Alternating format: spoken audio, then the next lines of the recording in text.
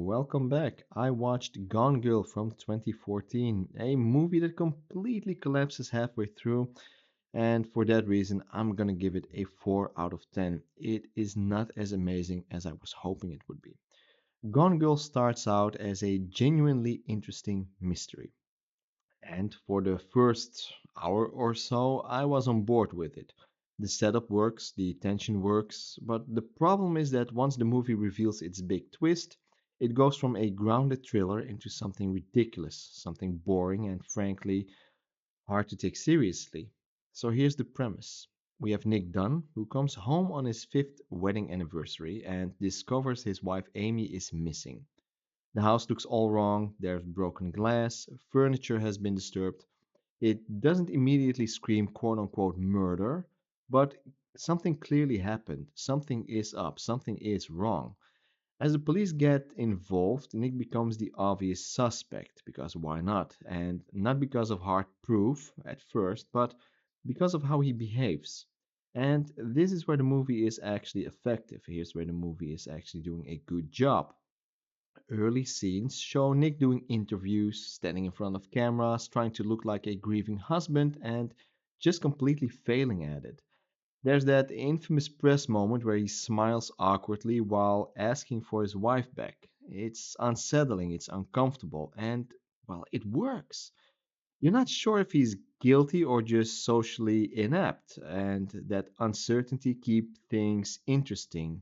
This is where you start wondering, did he do it? Maybe he did. Well, or maybe he didn't.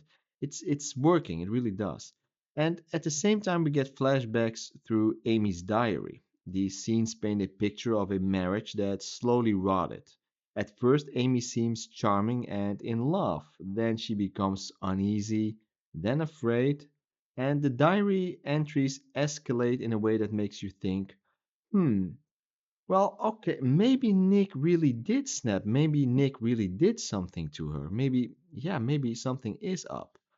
And there's also some solid tension in the investigation itself, the police finding inconsistencies in Nick's story, evidence popping up that looks bad but isn't conclusive, the media turning him into a villain before the facts are even clear. All of that works extremely well. I really, really enjoyed it.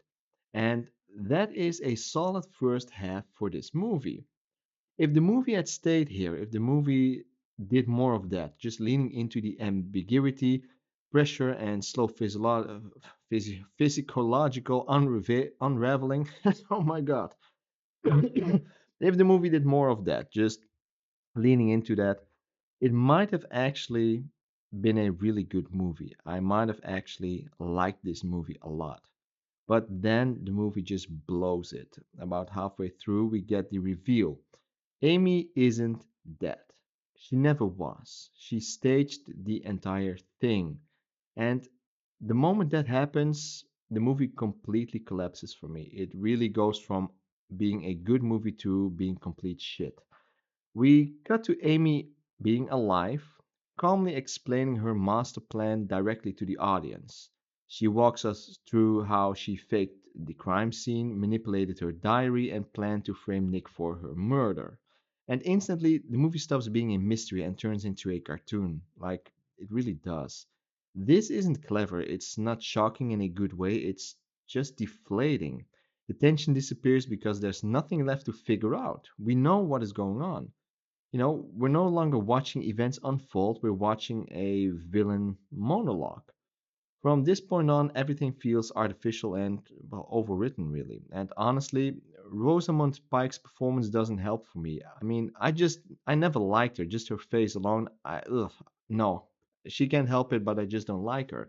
And I know people love her performance, I know it's been praised, but her presence just annoys the hell out of me. Her voice, her expressions, the smugness of those monologues, it feels like the movie's trying way too hard to be, quote unquote, iconic. And maybe me being annoyed by it is her just doing a good job as an actress. But apart from that, I just don't like her as an actress. She can't help it, but hey, that's me.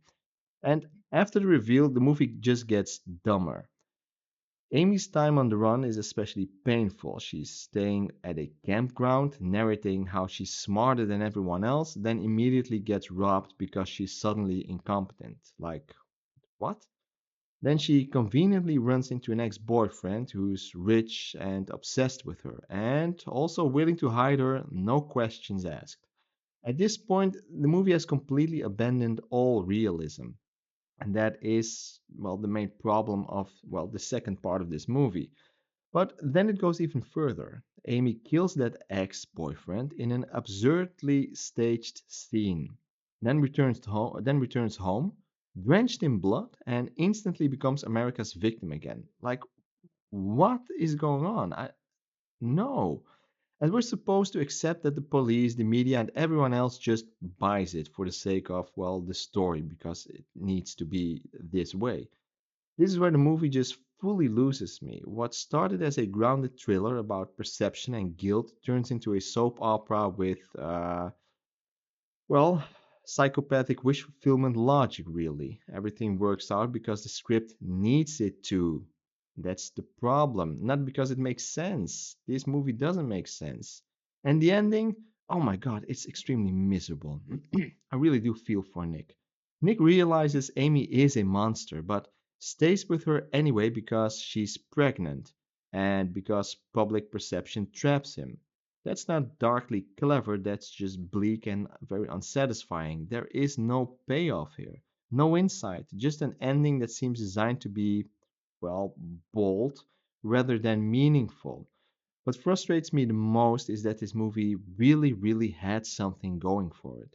The first half proves it. This could have been an awesome movie. The mystery worked, the pressure worked, the slow reveal of a bad marriage, it all worked.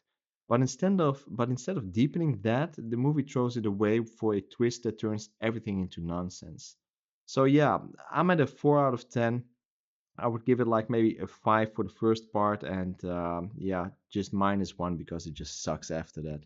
4 out of 10 for me. The first half is interesting, the second half is boring, ridiculous, and annoying.